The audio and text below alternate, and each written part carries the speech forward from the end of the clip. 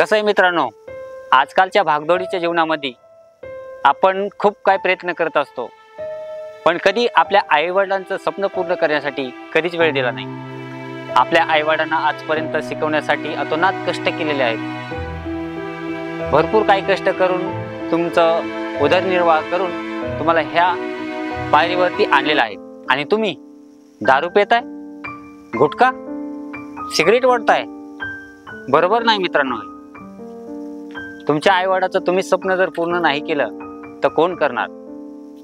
आता तुमचे आई वडील अतोनात प्रयत्न करून तुम्हाला शिक्षण शिकवलंय, तुम्हाला कधी काम देखील करून दिलं नाही, आणि त्यांनी रोडवर झोप काढलेली, आणि तुम्ही 5 स्टार हॉटेलमध्ये झोपा काढताय, मित्रासोबत दारू पिताय, गांजा वाटताय।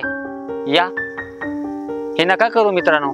एवढंच माझं सांगणं आहे। धन्यवाद।